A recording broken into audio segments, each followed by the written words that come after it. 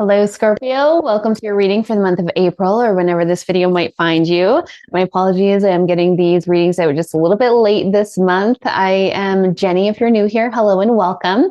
I'm a shamanic healer. I'm a women's coach. I host circles, ceremonies, and retreats here in my land where I am a brand new homesteader. And let me tell you, this weekend, this last couple of weeks have been all about the homesteading projects. If you are into chickens and homesteading, make sure that you're following my other pages as well. Scorpio, I'm going to start off with your primary energy for the month ahead. And I didn't even ask the question, and this card just really wanted to pop out. We've got for you authentic self-expression. This is all about being true to who you truly are. When we are true to ourselves, Scorpio, our life changes in the most incredible ways. And I mean, let me share with you what I did just share about becoming a homesteader. Once upon a time, my life was headed in a completely different direction. I didn't think that I wanted animals and land. I didn't think that I wanted to be au naturel, but here we are. And it was really about getting back into my true self, my authentic self.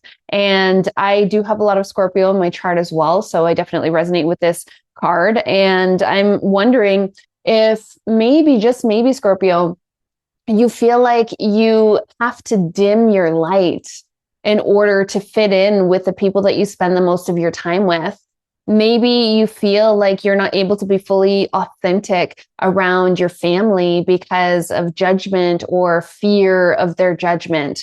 Maybe you feel like you need to show up in ways that people expect you to show up, not in the ways that feel really true to who you actually are.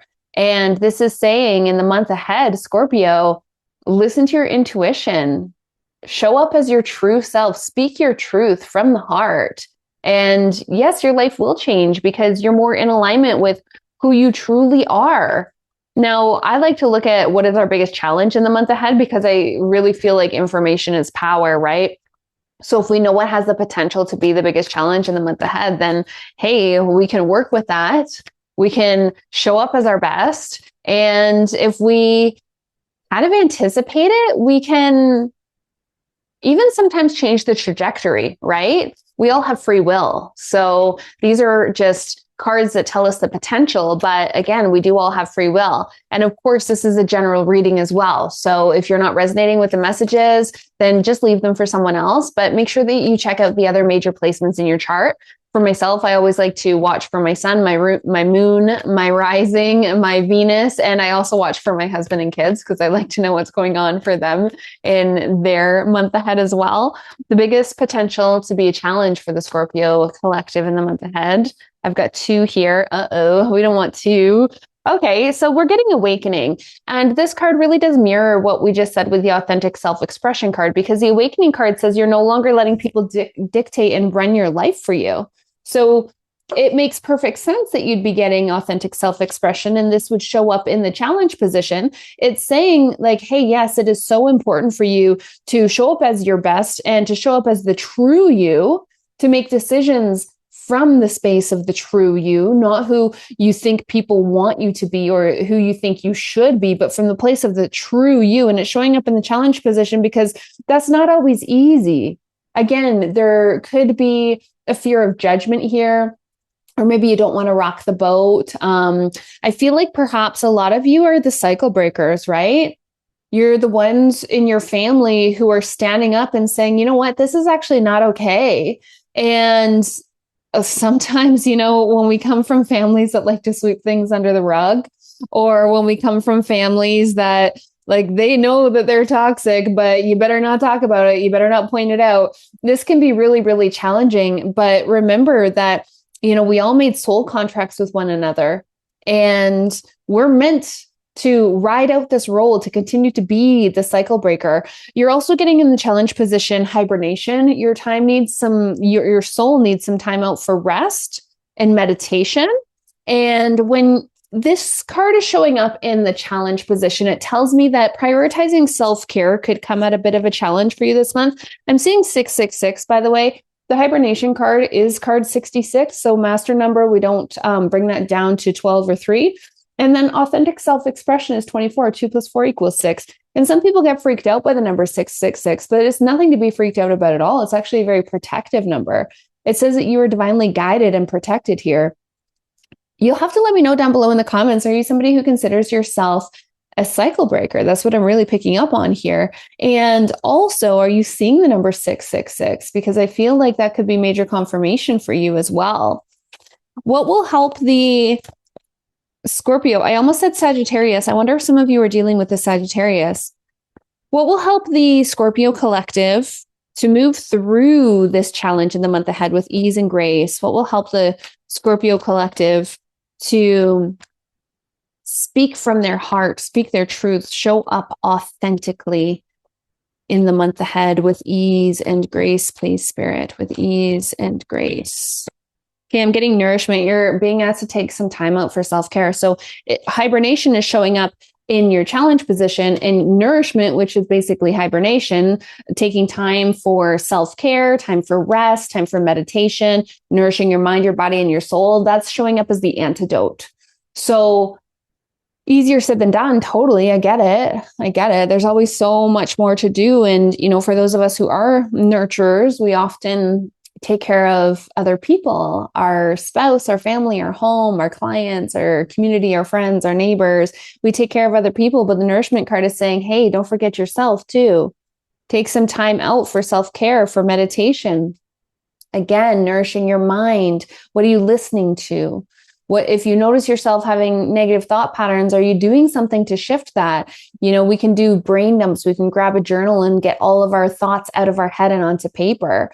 Nourishing our body, that one's probably a lot of people have the biggest challenge with that, but I think it's the easiest because it's very black and white. How do you nourish your body? Make sure you get enough sleep, make sure you get enough water, make sure you get enough vegetables, make sure you get enough nutrients, make sure you get enough protein, make sure you don't get too much junk food, make sure you don't get too much screen time, make sure you're just conscious of what you're putting in your body, including products that you put on your skin and clothing even that you wear. And then when it comes to nourishing your soul, that's that time out for meditation, for rest, for connecting with your intuition. Maybe you go and you sit by some water and you just be, don't worry about the time. Don't worry about messages. Don't worry about your phone. Just taking time with Mother Earth to just be. I always encourage energy hygiene.